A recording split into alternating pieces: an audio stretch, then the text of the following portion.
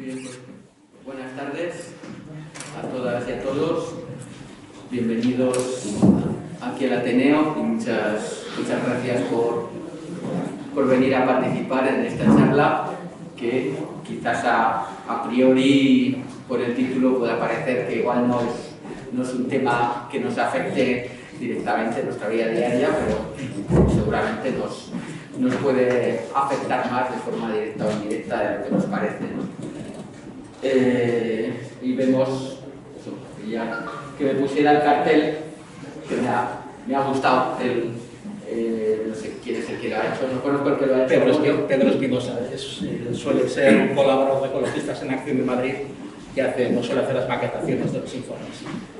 Pues bueno, ahí aparece, como veis, aparece eso, el símbolo que representa al glifosato, ¿no? Con ese bidón que se vuelca, parece como un gigante, ¿no? En mitad del medio ambiente, y es que realmente es un gigante el glifosato, ¿no? Es el herbicida más vendido en el mundo y que tiene importantes efectos y repercusiones en el medio ambiente, especialmente en el medio acuático, ¿no? Y para conocer este tema y ver lo que es un tema, el uso del glifosato es un tema controvertido ya desde hace años y preocupante, para conocerlo correctamente, por lo que hemos traído, y tenemos hoy la suerte de contar con Koldo Hernández Lozano, que también es un gigante en el ámbito del conocimiento de este tema. Y por eso tenemos digo que tenemos la suerte, ¿no? Koldo es el coordinador del área de tóxicos de Ecologistas en Acción, además de licenciado en Derecho y máster en Derecho Ambiental, pues tiene otra serie de titulaciones en el ámbito jurídico y científico que, bueno, por discreción no quiere hacer manifestación de los mismos, pero como veréis sí que es un amplio conocedor del tema, experto del tema, y seguro que nos ilustra sobre todos estos efectos y consecuencias tan preocupantes que tiene el glifosato en nuestro planeta. Nada. Muchas gracias a todos y a todas por venir y muchas gracias, Enrique, por las palabras amables. Ahora espero que este gigante no se convierta en lo que soy, una persona pequeñita, y pueda salir de este trance. Bueno, la idea que tengo con esta pequeña charla es dar datos. Nosotros, desde Ecologistas en Acción, este año hemos sacado 2 informes sobre glifosato y sobre pesticidas. El primero, que estáis viendo en la pantalla, que es contaminación del medio acuático, y un segundo, que es uno que ya lo hemos repetido varias veces, que es sobre residuos de plaguicidas en alimentos, o con los resultados de las analíticas que anualmente hace el Estado español, porque está obligado. En este año es de especial relevancia para el glifosato, porque se ha iniciado el proceso de renovación. Las sustancias activas, como se llaman en la Unión Europea, al componente, al ingrediente principal de un pesticida, se aprueban a nivel de la Unión Europea, y la primera aprobación es por 10 años, y después, una vez que ha vencido la autorización, se tienen que renovar. Y el periodo máximo de renovación es de 15 años. En el 2017, que ya venía de antes, se hizo la última renovación de la autorización del glifosato en la Unión Europea. Fue una renovación muy llena de problemas, llena de escándalos, y que fructificó en una especie de punto muerto que consistía en que se aprobó durante 5 años. Por eso en diciembre de este año vence la autorización. Cualquier proceso de autorización de un producto químico en la Unión Europea es un proceso muy lento y muy técnico. En el tema de plaguicidas, habitualmente, si se siguen todos los plazos, porque, por ejemplo, las agencias reguladoras necesitan pedir más datos, etcétera, puede llegar a casi más de 1.400 días el proceso de renovación. Y en el caso del glifosato, como pasó, lo que pasó, que luego contaré a grosso modo, por primera vez ningún país miembro ha querido quedarse con el proceso de renovación. El proceso de renovación consta de 3 partes. Una primera evaluación por un Estado ponente, que habitualmente siempre era escogido por el fabricante. En el caso del glifosato, pues estaría escogido por la Bayer o anteriormente por Monsanto. Por ejemplo, España siempre es el país ponente en insecticidas que se utilizan en el sur de Europa, o fumigantes que se utilizan en el sur de Europa, especialmente en España. Y después esta evaluación pasa a lo que es a la Unión Europea, al organismo científico de la Unión Europea, que se llama la EFSA, y él da finalmente un dictamen, y con este dictamen la Comisión Europea elabora un proyecto de reglamento. Como hubo tanto escándalo, porque primero los alemanes, que eran los que siempre habían hecho la renovación y la autorización del glifosato, fueron acusados, y con razón, de fraude, de copia y pega. Básicamente lo que hicieron fue coger el dossier de la industria y hicieron copias y pegas haciendo suyas las conclusiones de la industria. Posteriormente, el informe de la EFSA, de la Autoridad Europea de Seguridad Alimentaria, fue nuevamente controvertido porque estuvo basado en varias cosas que fueron puestas mucho en entredicho por investigadores independientes, por elementos de la sociedad civil, como en este caso pudiéramos ser ecologistas en acción. Y después se llega a un proceso de votación, porque cualquier sustancia química que pase a la Unión Europea nos la venden con que es una evaluación científica, totalmente pristina, casi bordeando lo que es una fe religiosa. Pero lo que se olvidan de decir que es un proceso político y que va a votación. Una votación en que consiste en que con ese dictamen y con la propuesta de la Comisión Europea votan todos los países miembros. Cada país miembro tiene un voto, y para que salga adelante o no un proyecto de reglamento tiene que haber el 55% de votos favorables de los Estados miembros que representen al 65% de la población europea. Esto no se produjo, y lo que era el intento de renovación durante 15 años, llegó un momento dado que la proposición de la Unión Europea, porque no había consenso, estaba diciendo que se tenía que autorizar por un periodo de 6 meses. Finalmente se llegó a un comité de apelación, como en el fútbol, y en el comité de apelación, misteriosamente, Alemania cambió de sentido de voto en el último momento, y en este caso pues tenemos el reglamento actual que vence en el año 22. Por eso, esta serie de datos que vamos a ofrecer consideramos que son relevantes. Europa y España, que no tiene prácticamente ninguna potestad legislativa en este tema, todos son competencias cedidas a la Unión Europea,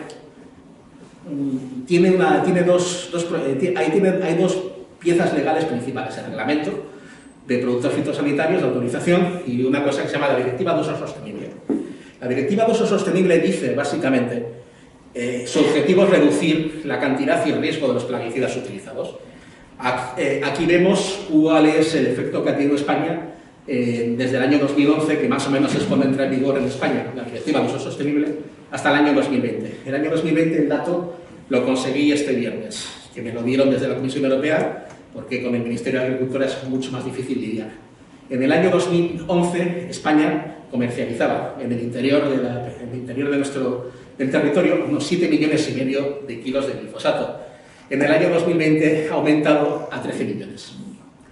Es decir, se ha aumentado aproximadamente un 76% el uso de este producto, sin que no parece lógico que del año 2011 al año 2020 se haya aumentado un 76% ni la superficie agraria española, ni la superficie de parques y jardines o de carreteras. Porque el glifosato no solamente se utiliza en la agricultura, sino también se utiliza mucho por las administraciones públicas para lo que es la decoración de jardines y para limpiar los carriles de las cunetas de las carreteras y de vías ferroviarias. Pues estos son datos oficiales que, por lo menos desde nuestro punto de vista, creo que tienen que inducir a una reflexión.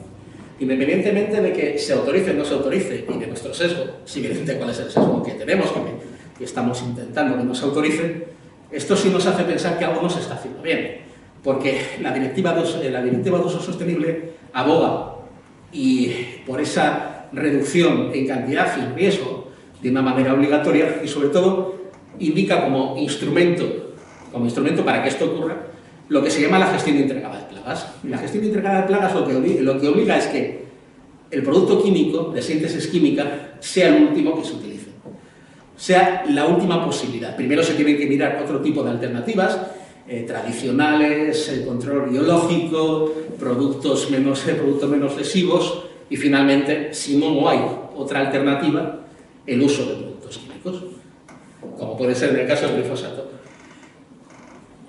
Cualquier pesticida, aunque está básicamente... Un pesticida es simplemente una sustancia que su finalidad es controlar la vida, erradicar determinado tipo de vida que, por el motivo que sea, no se quiere que esté. En este caso podemos estar hablando desde insectos hasta malas hierbas, o las más llamadas malas hierbas, etc. Pero hay que pensar que, aunque intentan hacerse que sean eficaces, lo máximo eficaces posible, y que la máxima cantidad del pesticida caiga en el vegetal y se adhiera al vegetal, esto no es así. Hay estudios que dicen que la pérdida de cualquier plaguicida, incluido el glifosato, es superior al 80% de lo que se echa. Lo demás va al medio ambiente. Se transporta por el aire, se filtran las aguas subterráneas, va a las aguas superficiales por escorrentía, contamina el terreno. Este transporte y contaminación no sale gratis.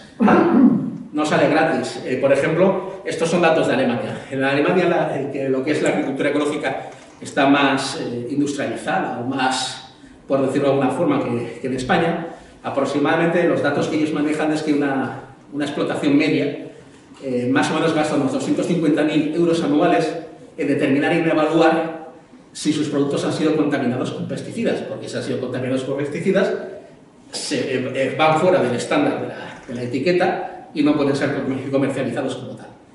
Entonces se está produciendo un perjuicio a terceros, un perjuicio económico. Estos plaguicidas que se van por el medio ambiente no se eliminan tan fácilmente. De hecho, sigue apareciendo DDT en aire, en transportes a alta distancia, el famosísimo DDT, pero en el caso de España hay un insecticida que no sé si vosotros conoceréis de nombre, es el lindano. El lindano se utilizó, yo lo he visto hasta en anuncios de polvo de talco, de polvos de talco para bebés. Pues el lindano es un insecticida que hace décadas está prohibido, como el DDT, por su elevada peligrosidad. Pues el lindano sigue apareciendo constantemente en las analíticas que hace el Estado español en las aguas superficiales y subterráneas, en algunos casos en concentraciones muy superiores al límite legal. ¿Esto quiere decir que esto tiene que pasar con el glifosato? Por una parte es evidente, pero lo que se usa, sí, hay una parte importante que tiene una deriva al medio ambiente, es lógico que aparezca en el medio ambiente. Y de hecho, pues las analíticas que hace el Estado español, que hacen las 17 cuencas hidrográficas del Estado español, las que analizan, que no las analizan todo, por ejemplo, la cuenca hidrográfica del Ebro nunca ha analizado el glifosato, hasta por lo menos los datos que nosotros tenemos hasta 2019. Pues porque no tienen ellos consideran que no tienen la obligación legal de hacerlo. Pero en las cuencas que la analizan, encuentran. Y lo encuentran de una manera constante. Hasta el extremo de que, por ejemplo, el reglamento de productos fitosanitarios tiene un elemento de corte, que consiste en que los plaguicidas, las sustancias activas que son consideradas CMR, o sea, cancerígenas, mutagénicas o tóxicas para la reproducción, no pueden comercializarse, y tampoco pueden comercializarse aquellas sustancias que son persistentes o bioacumulativas, que a través de la cadena trófica se van acumulando cada vez más en el cuerpo, cada vez más en los cuerpos de los animales, y finalmente pues llega al máximo consumidor, que somos nosotros, que somos los hombres y las mujeres. Pues estas sustancias están prohibidas. Pero esa es la toxicología clásica. Últimamente se ha sacado, se viene en los papeles, en los documentos, cada vez más se viene a mencionar una serie de compuestos en los que está el glifosato que se le llama pseudopersistentes. El glifosato tiene realmente una durabilidad en el cuerpo relativamente corta, pero se está continuamente reponiendo. Todo lo que nosotros habitualmente excursamos del glifosato porque el cuerpo tiene cierta capacidad de depuración de este tóxico, se renueva de una forma constante por nuestro estilo de vida, porque puede haber contaminación pequeña o muy pequeña en el agua de consumo humano, en algún caso, eso no quiere decir que sea pase aquí, no tengo datos, en los alimentos y en muchos elementos en los que se ha descubierto en agua de lluvia, se ha descubierto en compresas, se ha descubierto en pañales, se ha descubierto en muchos productos alimenticios procesados. ¿Por qué? Porque principalmente el glifosato se utiliza en cultivos. Es lógico que los productos de estos cultivos puedan tener trazas de este contaminante. Hay también noticias muy favorables en este tema. Hay estudios, y hasta con gráficas y hasta con vídeos, en que demuestran, por esta corta persistencia del glifosato en los cuerpos, que una dieta libre de pesticidas, una dieta ecológica, una dieta de alimentación ecológica, en un breve, estaba hablando creo que en una semana, prácticamente elimina el glifosato de hombres, mujeres, niños y niñas.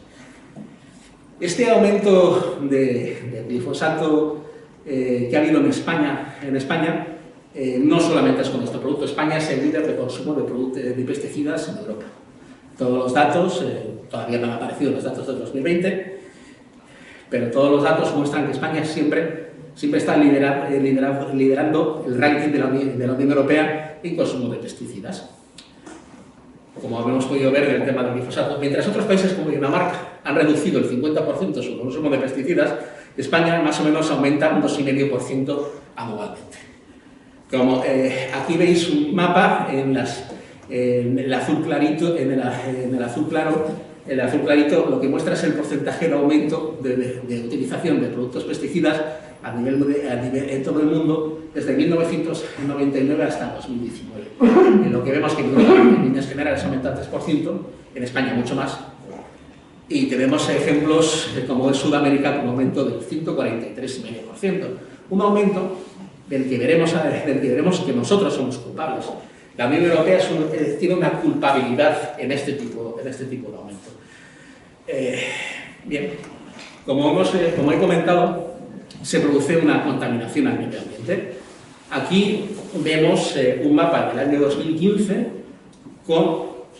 estos son aguas subterráneas, con los puntos donde se ha analizado el glifosato y con más colores, cuanto el color es más fuerte, la concentración es más fuerte de este producto.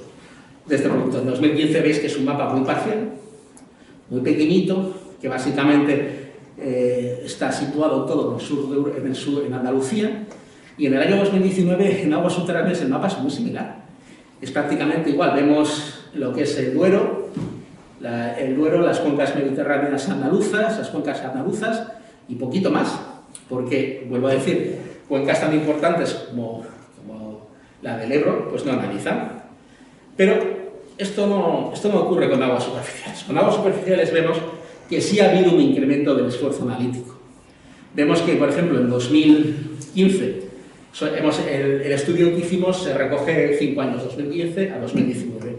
En 2015 vemos unas analíticas bastante pequeñitas, de nuevo muy similares en localización a lo que hemos visto en aguas subterráneas, pero vemos que en 2019 esto se ha incrementado de una manera exponencial. Hay muchas más analíticas y muchos más puntos oscuros, muchos más puntos en los que se ha localizado glifosato en cantidades importantes.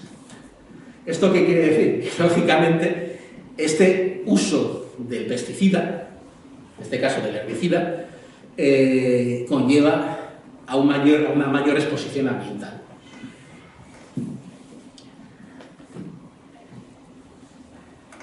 Pues la contaminación en cifras. En la primera tablita, la de arriba, lo que tengo son las cuencas hidrográficas de las 17, ¿cuántas han analizado?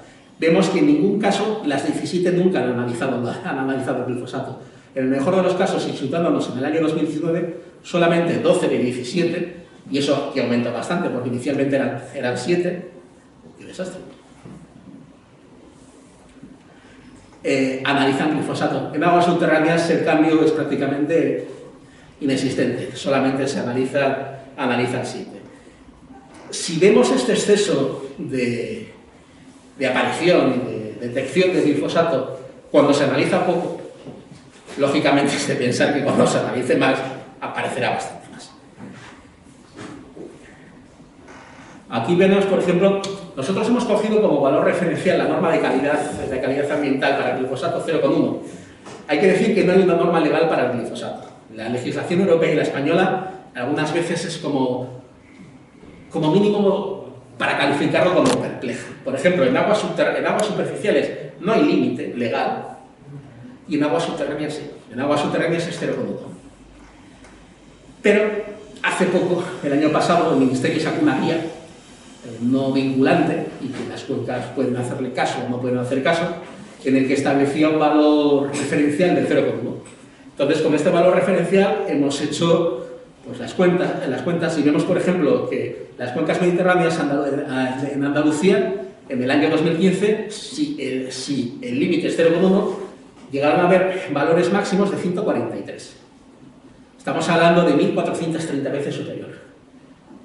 Por ejemplo, de nuevo, las cuencas andaluzas, que son las que más se analizan, en 2019 vemos que 1.610 veces superior al valor referencial, sin que ninguna de las administraciones haya hecho absolutamente nada. Como mucho analizan, y no siempre. Vemos también que el esfuerzo analítico ha aumentado. Inicialmente, en el 2015, solamente en toda España se analizó unas 2.400 veces, y en el 2019, afortunadamente, se ha aumentado a unas 7.500. Pero en aguas subterráneas el mensaje es muy triste, principalmente porque en aguas subterráneas es donde mayoritariamente están los puntos de captación del agua potable, del agua de consumo humano. Vemos que tanto en el 2015 como en el 2019 el número de analíticas son prácticamente iguales, 750 en todo el Estado español. En todo el Estado español. Y el número de cuencas en las que analizan son muy pequeñas. No hay datos. A mí me hubiese gustado hacer un desarrollo de lo local a lo global, pero es imposible tener un desarrollo local cuando la cuenca obligada, que es en la cuenca del Ebro, pues decide que no tiene ninguna obligación de analizar y controlar este contaminante. Que no es así, porque la contaminación legal es clara, pura y dura. Bueno, simplemente esto es si queréis acceder a nuestro informe, pues ahí tenéis el link. De todas formas, simplemente si tecleáis glifosato ecologistas en acción, os aparece en Google directamente, os aparece en primero o segundo lugar. Volvemos a lo mismo, el glifosato es malo para muchas cosas, no solamente es malo para el medio ambiente y para la salud, porque el glifosato está relacionado con muchas afecciones a la salud humana. Permitidme que retrotraiga qué es el glifosato. El glifosato es calificado por la industria química, la industria de pesticida, y no es una broma, de hecho lo he leído tal cual, está clasificado como el rey del rock, la estrella del rock de los pesticidas. Es uno de los mayores éxitos que nunca ha tenido la industria química como un producto. Inicialmente el glifosato se desarrolla como desatascado. No tiene mucho éxito y lo pasan a vender como medicamento. Tampoco tiene gran éxito hasta que a Monsanto se le ocurre venderlo como herbicida. Y es cuando ocurre su boom. Inicialmente la EPA estadounidense, la Agencia de Protección Ambiental estadounidense, lo clasifica como cancerígeno. Inmediatamente, con muy poquito tiempo, después cambia su dictamen y para pasar a una clasificación de inocuo para la salud humana. ¿Por qué lo clasifican como inocuo? Porque el glifosato lo que ataca básicamente es a la síntesis de un aminoácido que no existe en animales, que solamente existe en vegetales. El problema es que ese aminoácido también existe en bacterias. El volumen de exporte y el negocio del pesticida es un negocio muy importante. Entonces, cuesta muchísimo el paralizar que las administraciones introduzcan medidas de reducción. Vemos como desde el año 1000, en unos 30 años, bueno, 30, 40, sí, 40 años, ha aumentado, no sé, 19, 20, 31. Ha aumentado de 4.000 millones, bueno, de 4.000 millones de dólares a 15,7 mil millones de dólares a nivel global. Es un negocio, y estas cifras, este es el negocio de exportación únicamente de la Unión Europea, porque la Unión Europea juega con un doble estándar. De la misma forma que se prohíbe un pesticida en la Unión Europea, se permite su fabricación y exportación a países terceros. ¿Por qué se permite esto? Porque el negocio global es un negocio que hay que mirarlo también de una forma holística, de una forma total. Y existe una cosa que se llama el límite máximo de residuos de plaguicidas. El límite máximo de residuos de plaguicidas es la cantidad mínima legal que puede tener un alimento de un determinado plaguicida. Entonces es perfectamente legal que un plaguicida esté prohibido, que ese plaguicida te siga apareciendo en los alimentos en unas cantidades inferiores. Entonces Europa exporta muchos pesticidas prohibidos en la Unión Europea, por ejemplo a Sudamérica, que nos retorna en forma de trazas en los alimentos que nosotros importamos de esos países. Este doble criterio, esta doble moral, está siendo ahora mismo muy puesta en entredicho por las organizaciones ambientalistas de la Unión Europea, que deben tener, que en cierto sentido creen que van a tener un cierto éxito en moderar este doble criterio, pero viendo las cifras me parece algo muy complicado de moderar. Este mercado del pesticida ha producido lo que, esto es casi de chiste, lo que en Inglaterra hace unos años llamaron desacoplamiento. Este palabra lo conocí cuando estaba estudiando ciencias ambientales. En Inglaterra, en el Reino Unido, utilizaban desacoplamiento para decir que generaban menos, que su balance entre, por ejemplo, entre emisiones y entre entradas de consumo de productos químicos, de sustancias que pueden contaminar, y las salidas de contaminante eran menores esas salidas. ¿Por qué? Que contaminaban menos que lo que producían, porque mucha parte de esa producción estaba llevando a otro tipo de países. En este caso estamos viendo en países y en estos países donde se utilizan este tipo de productos químicos en cantidades prohibidos en Europa, o en algunos casos en cantidades increíblemente tremendas, fuera de lo normal de España y Europa, este mercado global del pesticida lo que produce es sufrimiento, produce muerte, produce afecciones a la salud humana. Por ejemplo, aquí vemos que las intoxicaciones, estamos hablando de intoxicaciones, lo amarillo son intoxicaciones no mortales, pues vemos que en Asia estamos hablando de 180 millones. En Argentina, en Sudamérica, 7 millones por este mercado global. ¿Por qué estas grandes cantidades? Los datos de España marcan que aproximadamente nos corresponde por español un tercio de litro de glifosato al año. En Argentina van por encima de 12 litros al año por persona. ¿Y por qué? Porque una gran parte de este glifosato se utiliza para lo que es la producción de soja, de cereales transgénicos. Los cereales transgénicos en Europa y en España no están prohibidos, pero se utilizan poquísimo y están muy mal vistos. Están sometidos a un proceso de autorización. Entonces, muy pocos países lo hacen. España es el máximo productor europeo de transgénicos, pero lo que nosotros hacemos es volver a externalizar las consecuencias de estos cultivos a otros países.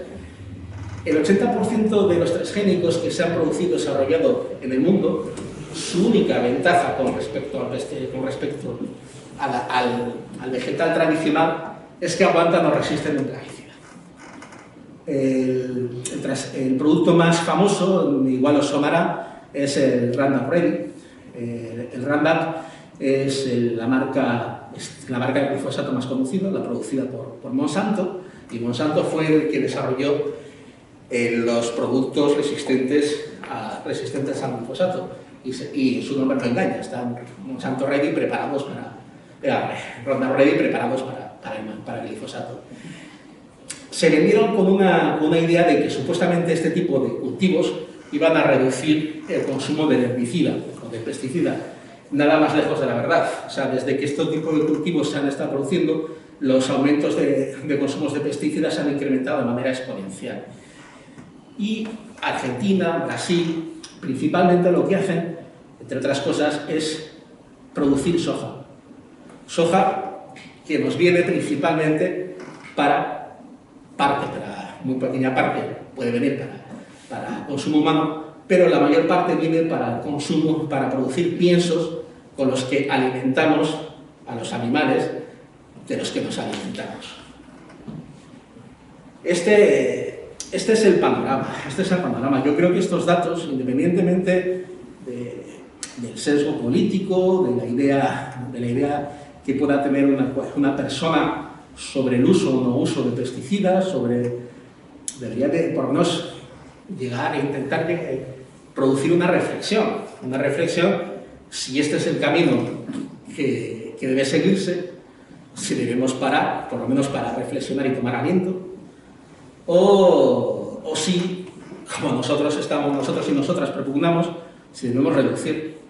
Yo creo que por lo menos debemos pararnos y pensar el legado de los pesticidas, del glifosato y otro tipo de pesticidas, es un legado que 20, 30, 40 años después de la prohibición del pesticida, como es el caso del DDT o el caso del lindano, continúa afectando al medio ambiente y continúa afectando a la salud humana.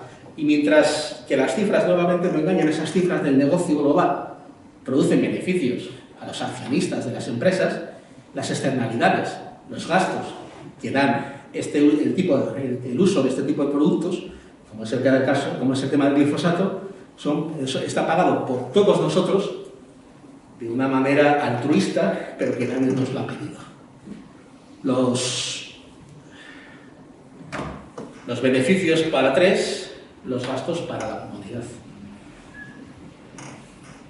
Este es un poquito el panorama, pero este panorama que hemos dicho de España y que puedo seguir con datos y situando en cada cuenca, tiene una traslación, por ejemplo, lo que es en otros países. Esta es una presentación de un médico argentino en diciembre del año pasado.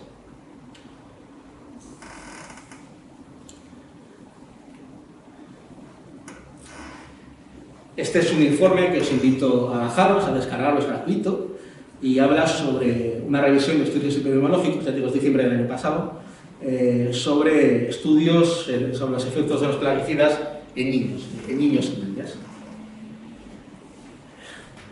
Vemos, esto es un mapa de Sudamérica, en el que vemos que en el 2013, en Brasil, había 45 millones de hectáreas dedicadas a este cultivo. Un cultivo que básicamente está hecho para alimentar un ganado en Europa y en países occidentales. En Argentina, 25 millones. En Paraguay, 3 millones, etc. Unas cantidades que marean para lo que es los datos europeos. El uso de agrotóxicos en Argentina, podéis ver que ha ido aumentando de una forma exponencial a cantidades no conocidas. Por ejemplo, en el año 1996 se estaba por debajo de los 100 millones de litros. En el año 2019 están por encima de los 500 millones. Esta cifra sí no sé si puede parecer mucho o poco.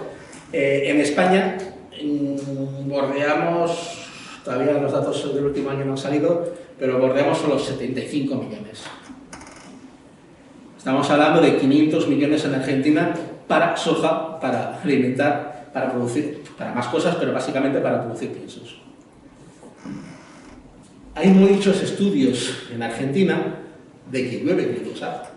Lógicamente esta deriva del glifosato, como de otros tóxicos, tiene también su consonancia también de lo que es las precipitaciones.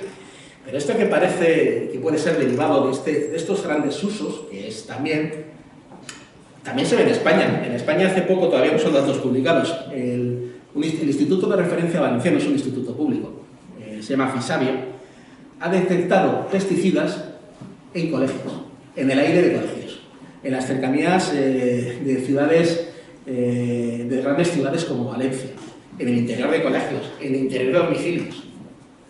Al final es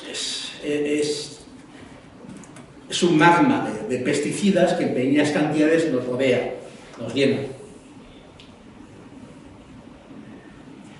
Fijaros que está diciendo que hay glifosato del rango de 14 a 69 microgramos litro en gota de lluvia, cuando el límite europeo es 0,1.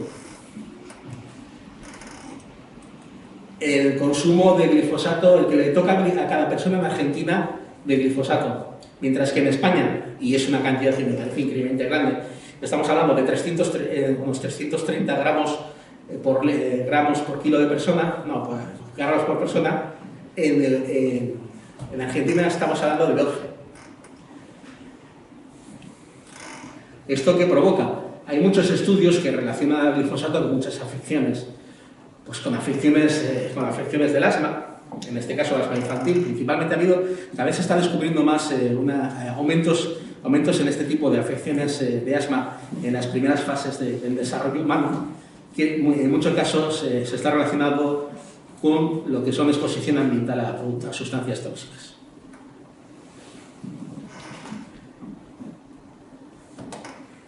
Malformaciones.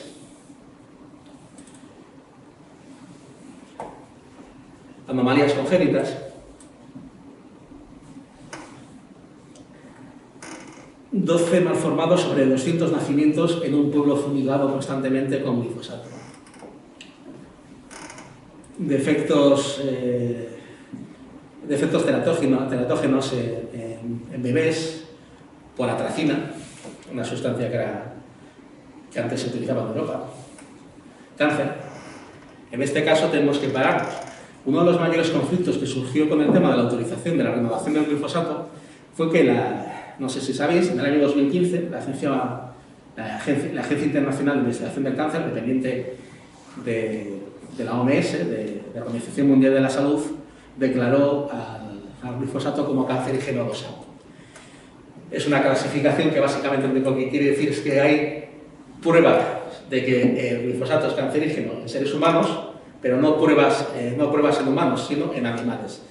Esta no es la clasificación europea, pero básicamente la clasificación 2A equivale a la clasificación 1B europea. Y la clasificación 1B europea dice cualquier producto pesticida que tenga la clasificación 1A o 1B no puede comercializarse. Y ahí es donde surgió la bomba atómica, porque estaba en pleno proceso de renovación, un producto que estaba muy puesto en entredicho por grandes elementos de la sociedad civil, por investigadores científicos, y esa declaración sonó como una bomba. En ese momento, todas las agencias gubernamentales científicas, asesoras científicas de los países occidentales, Canadá, Estados Unidos, en Europa la EFSA, una celeridad increíble, próxima a cualquiera que batiese el récord de los 100 metros lisos, declaró que el glifosato era inocuo. Las evidencias siguen cayendo por esta clasificación, pero mientras esa evidencia que se paga con dinero público en universidades llegue a tener una traslación a la toxicología oficial, pasarán muchos años. Y mientras tanto, si hay ese cambio a lo largo del año de la toxicología oficial, nosotros, nuestras parejas, nuestros hijos, nuestras hijas, habremos sido conejillo de indias de una toxicología no oficial que sí estaba advirtiendo de esta peligrosidad. Por ejemplo, aunque no tiene mucha relación, hace menos de un mes, la EFSA, la misma agencia sanitaria, no sé si conocéis el BPA, el bisfenol A. Bueno, el bisfenol A es un tóxico que es disruptor endocrino, igual que el glifosato, y que se utiliza en muchísimos plásticos como un dilucidor. Prácticamente están en todas las botellas. Pues el BPA se comercializó inicialmente como hormona estrogénica para evitar abortos en mujeres.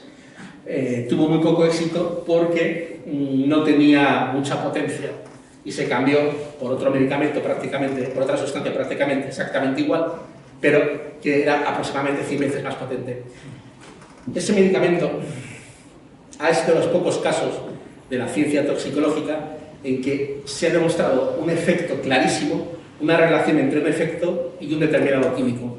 ¿Por qué? Porque 40 años después o 30 años después de la ingesta de la exposición de las mujeres a ese medicamento en Europa no tuvo gran distribución, fue principalmente en Estados Unidos, empezaron a aparecer muchos casos de un cáncer muy raro de matriz. Y el único punto de unión que tenían es que eran hijas de mujeres que habían tomado ese medicamento mientras estaban embarazadas. Este producto sigue teniendo su efecto ya no en las hijas, sino ya en las nietas. Las nietas también se ven afectadas por la exposición que tuvieron sus abuelas. Bueno, pues este bisfenol A, que desde un inicio se sabía que tenía un alto contenido estrogénico, ha estado siempre en entredicho y continuamente la EFSA ha dicho que es inocuo o ha movido un poquito la clasificación hacia abajo. Dice, en diciembre bajó el límite 100.000 veces, en 100.000 unidades, de golpe. La última vez que lo modificó creo que hace 3 años y lo bajó 1.500 veces, pero diciendo que no había ningún motivo para bajarlo. Que lo bajaba porque sí, por manera... Pues cualquier día igual puede pasar con el glifosato, con otro de los plaguicidas en los que estamos expuestos, o no. Puede pasar que haya esta toxicología no oficial hecha en universidades con investigadores independientes y que, reitero, que está pagado con dinero público, algún día pasa a ser oficial. Porque la toxicología oficial, en muchos casos, como es en el caso de los pesticidas, está hecha sobre la información que proporcionan las industrias. Lo que diferencia la evaluación de la Agencia Internacional del Cáncer y de la EFSA son básicamente 2 cosas. La Unión Europea únicamente analiza la sustancia activa del glifosato, pero no analiza el producto químico, lo que se vende, que el glifosato tiene más cosas. Solamente analiza esto. Y la Unión Europea solamente permite estudios de la industria y estudios que no son de la industria. La IRC solamente permite estudios publicados, transparentes, y que se puedan repetir. Los estudios de la industria, hasta hace muy poco tiempo, y ahora con muchas limitaciones, eran top secret y nadie sabía cómo se habían hecho. Y bajo estos estudios es donde se hace la clasificación toxicológica, porque estos estudios que están hechos, unas prácticas que se llaman guías de buenas prácticas de laboratorio, que fueron creadas por la BAS, una industria química, parten de la base de que son confiables, de que son perfectos, mientras que los estudios hechos por las universidades, que no están hechos bajo estas premisas porque cuestan muchísimo dinero, parten de la base de que no son confiables. Entonces partimos, por eso esa diferencia. Cualquier día, pues igual puede pasar que cualquier día, pues declaren al cáncer, una clasificación, al glifosato una clasificación de 2A, y nosotros mientras tanto habremos sufrido este tipo de exposición. Vemos aquí aumentos de cáncer en zonas donde fumigan. Hay que pensar que en estas zonas es que les llueve glifosato, viene el avión sin avisar y pasa por donde hay habitantes arrasando, encima de colegios, por donde les pide. Los enfermos de cáncer cada vez son más jóvenes. También está pasando en Europa. En estos países se está acelerando. Siempre se había dicho que el cáncer era una cuestión de viejos, que conforme aumentaba la edad, aumentaba la proporción. Pues últimamente muchas veces se está viendo que están disminuyendo la edad de la primera incidencia de cáncer. También esto nos debería, por lo menos, inducir a pensar por qué está pasando. Volvemos a lo mismo, evidencias de fumigaciones y leucemia infantil, exposición materna a pesticidas, un informe muy reciente también de FISABO, del laboratorio de referencia de la Comunidad Autónoma de Valencia, también ha determinado que prácticamente toda la leche materna de las mujeres que permitieron que se les cogieran unas muestras de leche tenían restos de glifosato.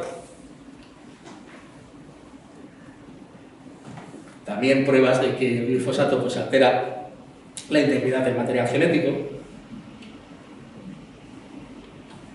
Y en definitiva, los plaguicidas afectan a la salud humana. Es así. Y afectan a la salud humana de una forma mayor cuanto mayor es la exposición. estos datos muchas veces son difíciles de asimilar, pero creo que es necesario verlos, visualizarlos y saber sobre todo que nuestro modelo alimenticio, de cómo nos estamos alimentando en Europa, totalmente separados de una producción menos dependiente de productos químicos, totalmente separados de lo que se produce en estación. Yo, por ejemplo, que soy un niño de los años 70 y que había una alimentación de estacional, de estación, yo ahora mismo soy incapaz de recordar cuál es el alimento de cada estación.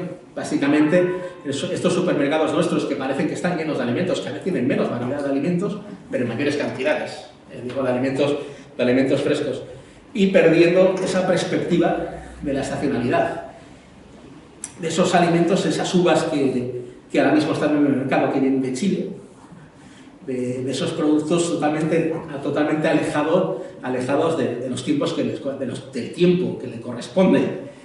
Y esas fabricaciones que se hacen en España de frutas exóticas, como es el mango, como es el caqui, que no le corresponden ni por nuestra situación ni por nuestro tiempo.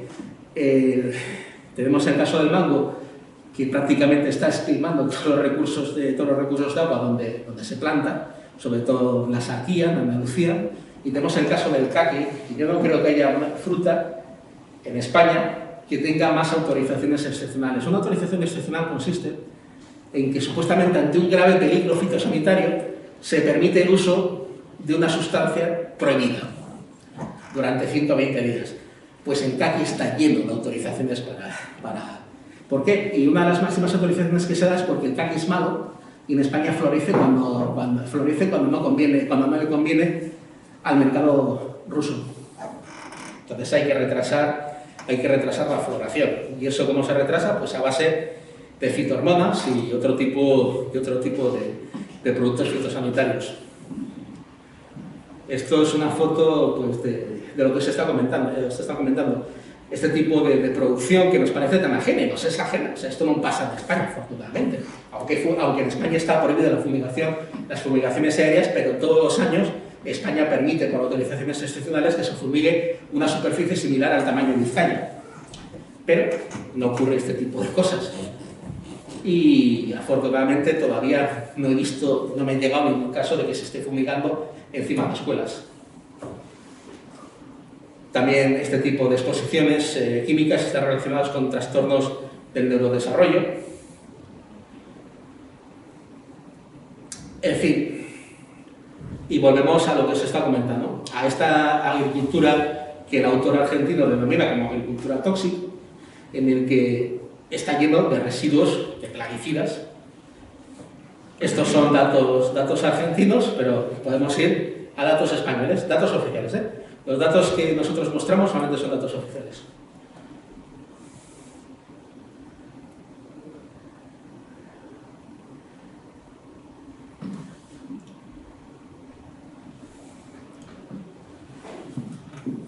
Estos son un informe que hicimos el año pasado, que muestra los datos oficiales del año 2019. Se publican siempre con 2 años, los datos oficiales se publican con 2 años de retraso.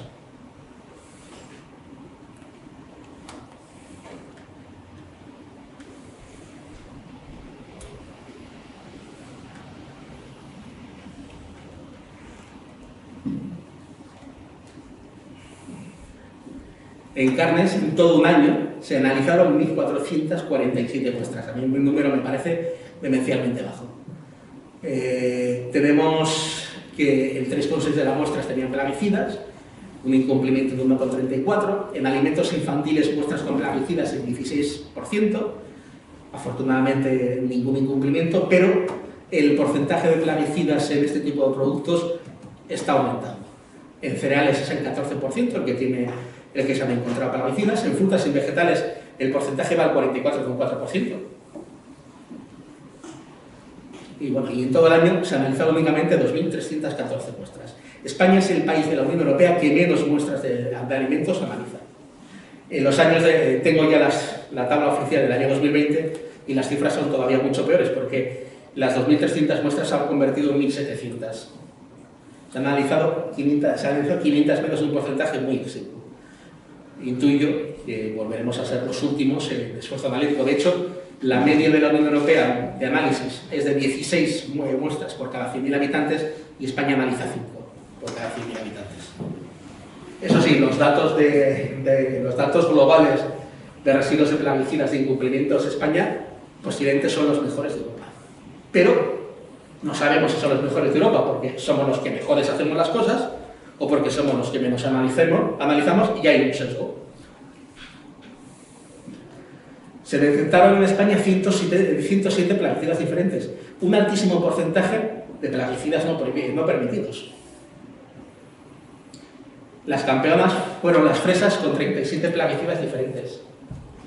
No una fresa, sino las fresas en el grupo, en el número de fresas que se analizaron. Las manzanas con 35, las lechugas con 34, tomates con 32. Esto no quiere decir que se haya ningún incumplimiento legal, pero, vuelvo a decir, creo que nos tiene que hacer reflexionar, porque encima hay otra cosa que tiene que ver, claro. La toxicología oficial solamente analiza una sustancia tóxica una por una, pero eso no es la realidad. La realidad de un alimento es que siempre puede venir con más de un plaguicida, como ya veremos, y que luego no estamos expuestos solamente a una contaminación ambiental, a una contaminación química por la alimentación. Hay muchas más fuentes. Esto no se evalúa. Entonces, lo que se evalúa es una ficción cómoda. De estos alimentos, de estos plaguicidas, de estos 107, 66 están considerados como disruptores endocrinos. Es parte de nuestro trabajo dentro del área de ecologistas en acción, pero porque es importante, el glifosato también tiene esa característica no así recogida por la toxicología oficial, porque los disruptores endocrinos rompen el paradigma de la toxicología. La toxicología está basada en lo que seguro que conocéis, en lo que se llama el efecto Paracelso, o sea, que dice que la dosis hace el efecto, que cuanto mayor es la dosis de una sustancia, mayor es su efecto y que no hay nada inocuo, incluso el agua, que si te bebes una piscina te mueres, cosa que es una obviedad. Los disruptores endocrinos rompen este paradigma, porque en algunos casos su efecto es mayor cuanto menor es la dosis, porque en vez de tener una recta que va creciendo en función de la concentración, su efecto adverso tiene en forma de U invertida. A concentraciones menores y a concentraciones muy altas, de U normal, a concentraciones menores y a concentraciones muy altas es cuando tiene los peores efectos, y en concentraciones más medianas es cuando prácticamente no tiene efecto, o de U invertida, al revés. Entonces rompan este paradigma.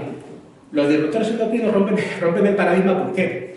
Porque antes se pensaba y se sigue pensando que la toxicología depende, muchas veces esa toxicología ambiental dependía mucho del código genético.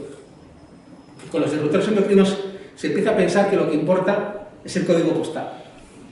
¿Dónde han estado viviendo nuestros padres cuando nos estaban desarrollándose? Cuando nos tenían en su vientre. ¿Dónde nos hemos desarrollado como niños y como niñas? Esa exposición ambiental de ese tipo de sitios. Porque estos disruptores endocrinos funcionan por ventanas de oportunidad. No es lo mismo estar afectado por un disruptor endocrino a una edad de 54 años, que es la que tengo yo, como una persona adulta, siendo hombre, no es lo mismo que siendo mujer en edad fértil. Este tipo de exposición química afecta a todos los seres humanos por igual, afecta a todos los seres humanos, pero no por igual. Aquí hay un sesgo de género en contra de las mujeres. Muchos de estos productos son lipofílicos, donde las mujeres tenéis más porcentaje de grasa. Las mujeres, hasta que no cambien las tornas, sois las únicas que podéis parir y sois las únicas que podéis tener en vuestro vientre a vuestros hijos e hijas.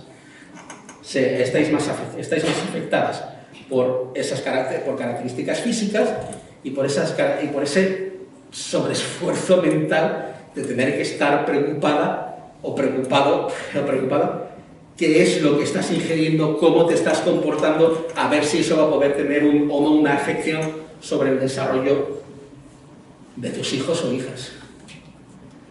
Este tipo de paradigma lo que hace es repensarnos este mundo en el que estamos viviendo,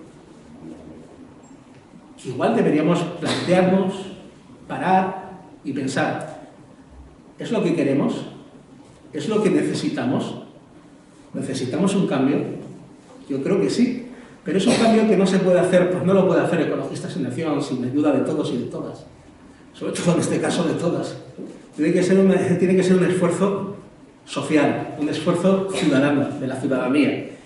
Las soluciones que nos quieren dar, soluciones de consumo, basadas en una agricultura ecológica que se venda en grandes cadenas alimenticias, en grandes superficies, no es una solución.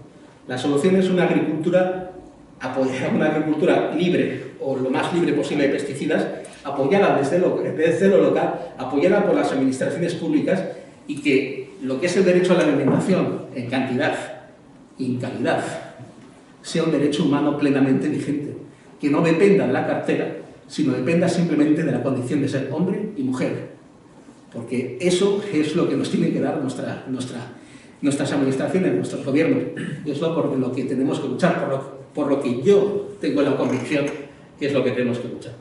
Y nada más, simplemente muchas gracias por vuestra atención y poquito más.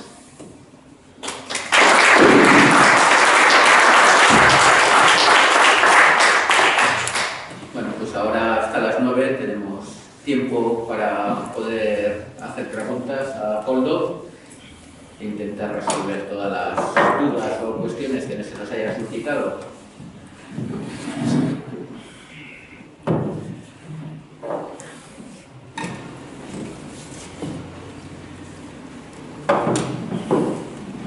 Sí.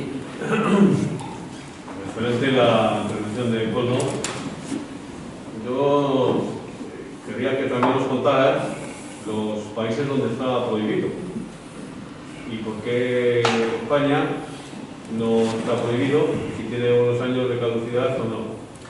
Después señalar también que dentro de lo que es la nueva PAC y demás, pues hay un ecoesquema donde se beneficia a la siembra directa, que esa siembra directa se hace con el glifosato, ¿no? Sí, con herbicidas, y principalmente con glifosato. Claro, y luego apuntar también que, por ejemplo,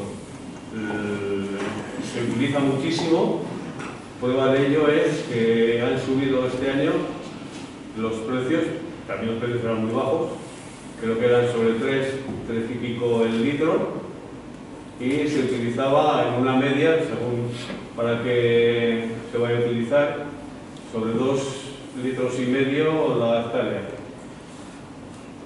Lo que hace pensar es que ahora mismo lo han subido a, creo que vale 5,5 euros, según me han dicho, y supone el tratamiento de una hectárea pues 13 euros.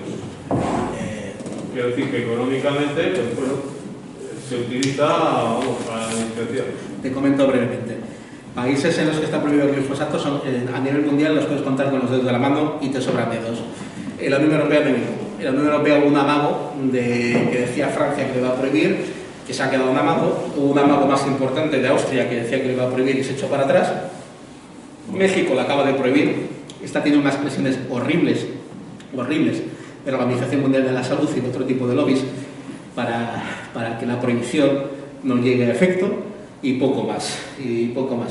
España no solamente está prohibido, sino que ya he visto que está en aumento.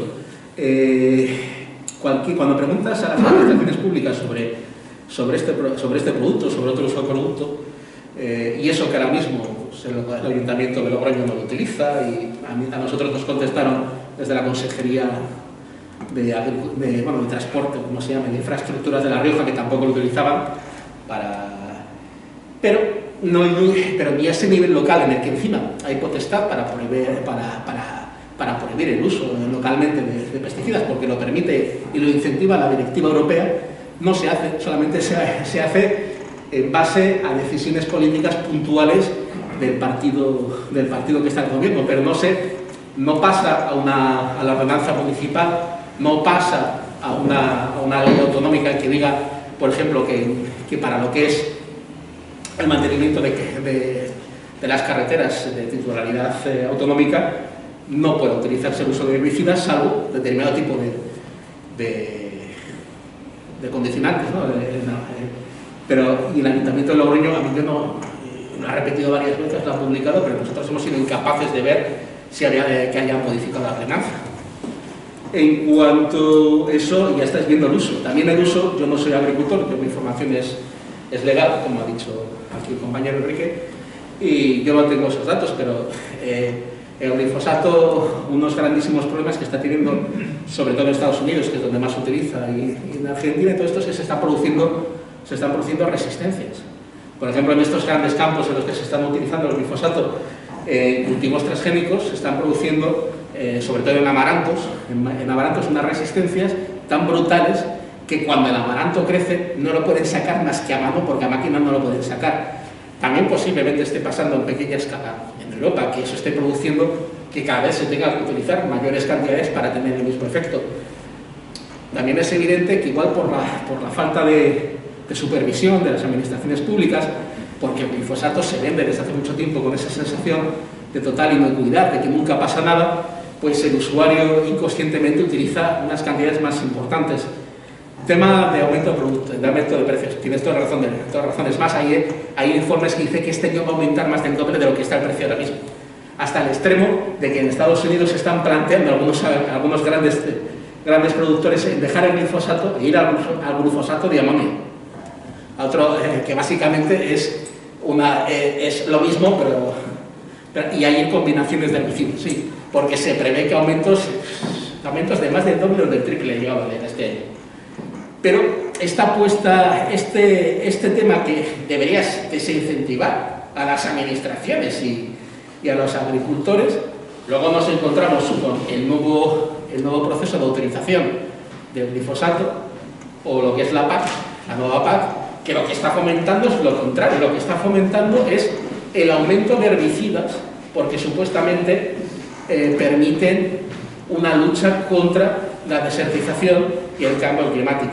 Y lo que están fomentando e intentando introducir de todas es la agricultura de conservación, una agricultura basada en no arar y en no utilizar herbicidas para hacer esa labor. Esa es la apuesta de la Unión Europea y esa es la apuesta de España. Esa es la apuesta de España. España probablemente es uno de los mayores lobbies en pesticidas de Europa, con una diferencia bastante importante. Pero esa es la apuesta. Es una apuesta que posiblemente a largo plazo sea una horca para el usuario. Pues quizás sí.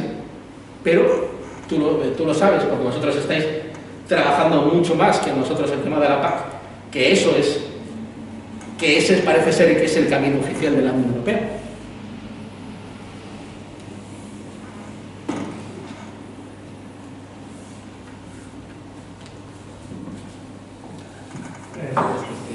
Sí. Que conocemos los criterios que tiene la Agencia Española de Seguridad Alimentaria para tomar esas muestras. Se lo hemos pedido 18 veces y no nos lo han dado nunca. Es más, lo tengo por escrito diciendo, se enrolla y no te dicen nada. Pero, por ejemplo, tengo la última contestación. Lo hemos estado tratando hasta a nivel político, pero sin ningún tipo de por ahora, de intentar arreglar nada. El año pasado hubo muy pocos incumplimientos, pero los incumplimientos que hubo fue en pescado y con DDT. Prácticamente todos los incumplimientos que tuvo España es pescado y DDT, una sustancia prohibida hace décadas, en concentraciones altísimas. No sabemos los criterios, lo hemos preguntado. Yo le digo, lo he preguntado oficialmente. Yo, si me permites, Hugo, cuando estás en el mundillo de la trazabilidad y de la agricultura y demás, a veces te asustan, ¿no? Un poco de lo que se hace, porque al final papel... Y yo no lo puedo decir, yo también me han llegado, si lo puedes contar tú, yo no lo puedo decir, pero me encantaría que pudieses contar muchas carrillas. A mí me ha llegado un tema, por ejemplo, de Baleares, de alucinar. No, yo podría contar que aquí en La Rioja, a un determinado productor, en una determinada hortaliza, ha salido restos de heptacloro, que está prohibido desde los años 80. Mucho más, casi. Entonces, ¿cuál ha sido la solución? Se lo detectaron en una cadena comercial y la solución fue venderse la otra. Yo te comento dos casos. Un caso que me ha llegado de chascarrillos, que yo habitualmente no suelo decir chascarrillos porque prefiero basarme en lo que yo controlo. A mí me han llegado a decir que muestras que varias de las muestras que se utilizan en AESAN son muestras de agricultura ecológica que no aparecen como agricultura ecológica, con lo cual no se detectan pesticidas. Esa es la primera. Y a mí me ha llegado un caso que lo sé perfectamente, lo puedo decir porque me llamaron por teléfono. De repente me llama un apicultor y me llama, era con el glifosato, diciéndome que era una putada, que le habían detectado en Alemania una muestra de miel que venía en Alemania con unas cantidades bastante elevadas de glifosato. Y él se quejaba de que justa la vida, que a ver si nosotros podíamos hacer algo. No sé por qué dieron mi teléfono para esa historia. El tío debía ser un apicultor en condiciones porque me dijo que tenía más de 10.000 colmenas. Y básicamente lo que consistía es decir, de todas formas tampoco me preocupa mucho, porque la compra me la han paralizado en Alemania por glifosato, pero mañana la tengo vendida a España sin ningún problema. Diciendo, ya la tengo vendida. La diferencia es que en Alemania la vendo a X y en España la vendo a X menos 2. Pierdo dinero. ¿Por qué en Alemania se lo miran y aquí no? Eso lo puedo decir porque eso yo lo he vivido. Pero ese tipo de chascarrillos, como decís, a mí, ya digo, mientras yo no tenga... No lo suelo decir. No lo suelo decir, Gonzalo. De Baleares me han llegado a decir que las muestras de Baleares eran muestras de agricultura ecológica, pero porque las muestras se dividen, tienen que diferenciarse por su tipo de producción, o sea, producción ecológica o producción convencional, que eran muestras de producción ecológica que las hacían pasar por producción convencional para que no se detectasen pesticidas, pero se quedan chascarrillos. Y de la misma forma que tú que eres agricultor, sabrás o conocerás que tus compañeros que son convencionales utilizan el glifosato sin lo que dicen las etiquetas y sin lo que son las buenas prácticas agrícolas que supuestamente son las que están diciendo qué cantidad de límite máximo de residuos puede tener un plaguicida. Pero esas buenas prácticas agrícolas, que es las cantidades y la forma de echar un pesticida en el cultivo, son dictadas por la industria, no las dicta la Unión Europea. Esas son dictadas por la industria. Y yo también sé, me imagino, tú podrás decir que seguro que por falta de información, por lo que sea, se utilizan concentraciones mucho más elevadas que lo que marca y que eso debería ser sancionable. ¿Tú conoces alguna sanción? Sí. Hace poco el Mar Menor, un desastre ecológico. ¿Tuvo algo que ver el glifosato?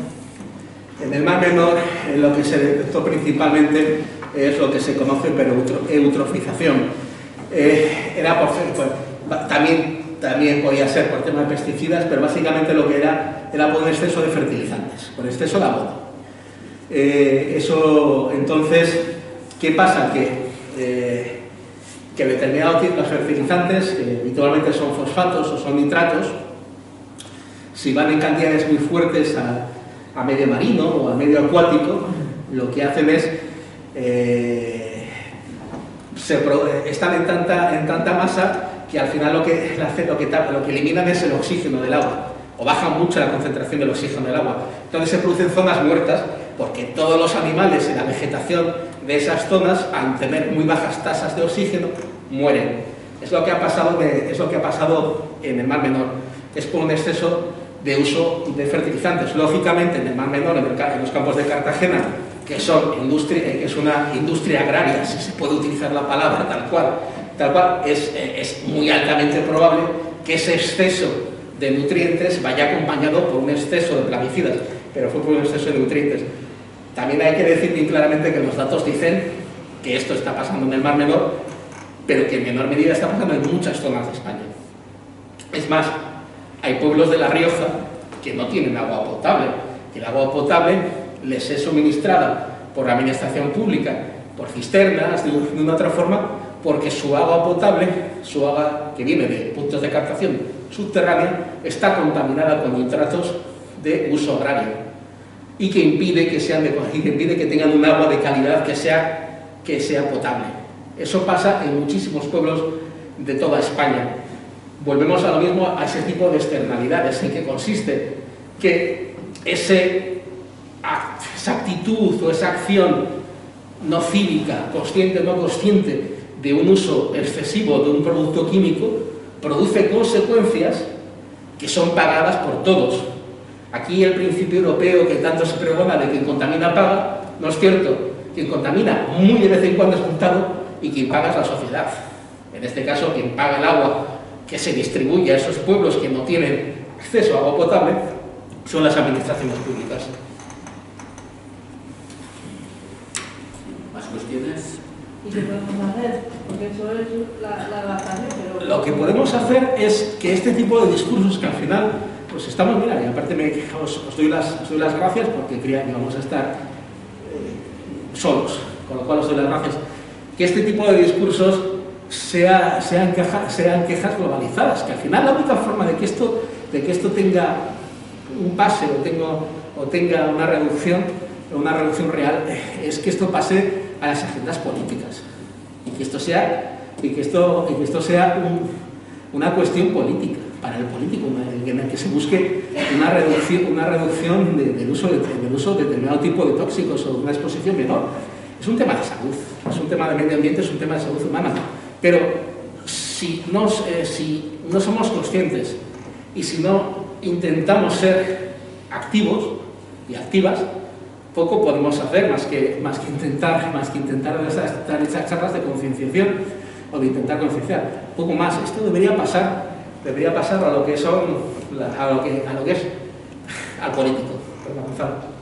Sí, en relación a lo que dice la compañera de qué podemos hacer, ¿no? Ahora, bueno, todos sabemos que pasa mañana va a haber una gran movilización de los agricultores y demás, pero también hay que ser un poco crítico con lo que se plantea, ¿no?, de forma mayoritaria, ¿no?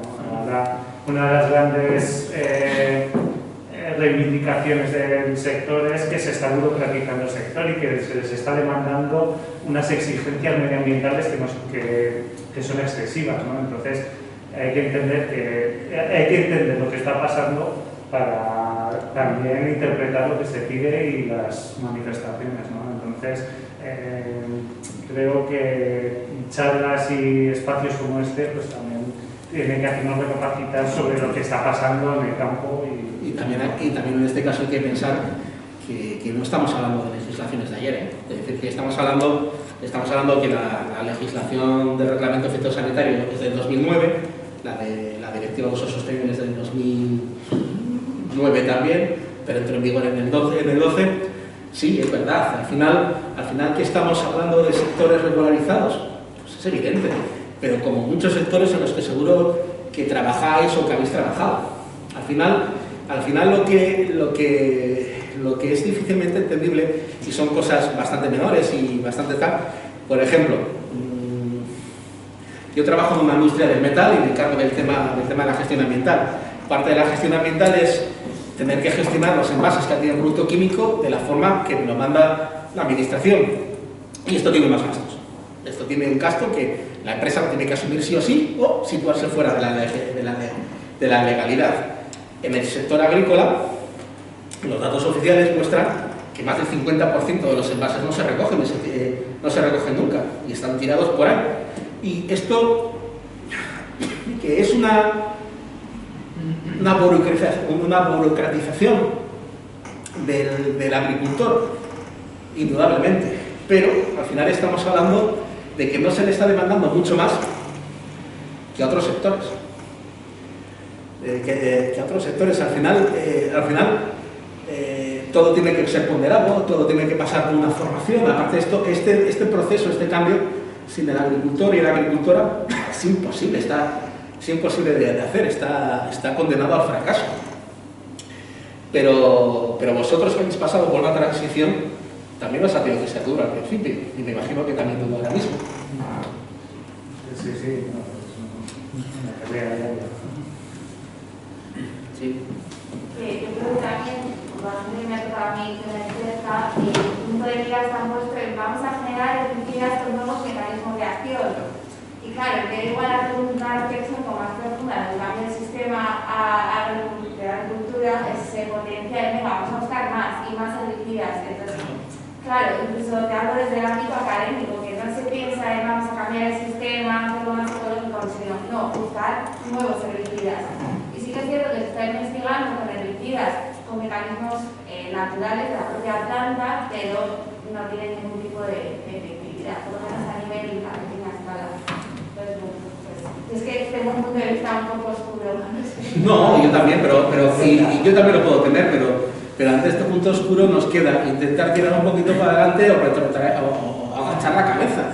Yo ahora mismo, no sé, igual es que estoy en una edad que no me apetece agachar la cabeza. Sí, tiene razón, y aparte es muy triste que desde el punto de vista académico se esté dando un sesgo tan importante desde hace años sobre este tema como se ha estado dando y se sigue dando con el tema, con lo que es la disciplina de la economía. Pero es así, porque mucho de estos sobreuso de pesticidas está muy ligado a un tipo muy concreto de producción que no tiene por qué ser la única producción posible. Es una producción basada en grandes superficies, en monocultivos, etcétera, etcétera, etcétera. Entonces sí, que tienes toda razón, pero bueno, te decir que dentro de lo difícil que es el tema y un panorama complicado, hay que intentar dar todos los pasitos que nos permitan. Una notita que os explico antes, me llamó la atención el tema de la toxicología oficial que os he explicado. Ese tema no está reglamentado exactamente cómo tienen que hacerse los estudios científicos que luego van a dar lugar a una normativa reguladora. No, porque aparte la normativa porque este tipo de legislación, usualmente en pesticidas, se vende con que son procesos científicos, y no es cierto, son procesos políticos. Es que si esa toxicología estuviese tan clara, pura y dura, no habría, después del dictamen de la Agencia Evaluadora Europea, se acabaría el tema. Es decir, que ya saldría el reglamento en función de lo que ha dicho el organismo regulador. Pero esto no es así, es más, está separado de forma voluntaria. De hecho, a nivel legal, el organismo regulador, salvo que tú puedas probar que ha habido negligencia culposa o dolo, está exento de cualquier tipo de culpa. Es que no lo puedes llevar ni a juicio. Solamente se puede llevar a juicio a la Comisión Europea o a España. ¿Y cómo está arreglado? Está arreglado de forma muy esbozada en el reglamento 1107, del reglamento de efectos sanitarios, y luego va por guías, sin rango de ley, que son desarrolladas por la propia agencia europea. Y en esas guías, por ejemplo, lo que se hace es, no ocurre en todos los químicos, pero en pesticidas es una obligación legal que solamente existe en pesticidas, en que la empresa que quiere aprobar un determinado producto químico, un determinado pesticida, tiene que aportar toda la bibliografía sobre ese pesticida existente. Y ahí te encuentras cientos, en el caso del glifosato, que sean miles de estudios, pero las agencias evaluadoras europeas y occidentales no hacen ciencia al uso, hacen una ciencia que se llama ciencia regulatoria. En la EFSA no hay ningún laboratorio. En la EFSA no hacen ninguna analítica. En la EFSA suele ser un puñado principalmente de hombres, ahora empieza a haber más mujeres, pero hace unos años eran principalmente de hombres que se sientan, estoy resumiendo de forma muy esquemática y de marchas carrillo, que se reúnen en una mesa y van dando puntuaciones a estudios. Este un 5, este un 3, este un 4, este no vale, este sí vale. Y lo hacen con una escala que se llama la escala de Klinis. La escala de Klinis está hecha por la BAS. La BAS es una de las mayores multinacionales mundiales de síntesis de productos químicos, y se hizo después de que existiese el mayor fraude que ha existido nunca en ensayos de laboratorio para regular químicos. Pasó en Estados Unidos, que el laboratorio que principalmente los hacía falseó muchísimos estudios, todos a favor de la industria, y le pillaron. Por ejemplo, con el último que le medio pillaron, pero que no pilló, fue con el de glifosato, que es el libro. Entonces, la industria, como hace la industria en Estados Unidos, reaccionó con códigos de conducta voluntaria, la guía de buenas prácticas de laboratorio. Y la guía de buenas prácticas de laboratorio, a nivel muy resumido, lo que dice es que los estudios hechos con las guías de buenas prácticas de laboratorio, que es un nivel de estudio de lo que es de documentación tremenda, que necesitas ya personas antes para llevar la documentación, esos estudios, que no quiere decir que sean de mayor calidad que otros hechos de otra forma, tienen el marchamo de confiables, mientras los estudios que no están hechos de esa forma, que es prácticamente ninguno de la universidad, parten de que no son confiables. Entonces, por eso hay ese sesgo. Pero por eso ya digo, es lo que se llama la ciencia, lo que es la toxicología oficial y la toxicología no oficial.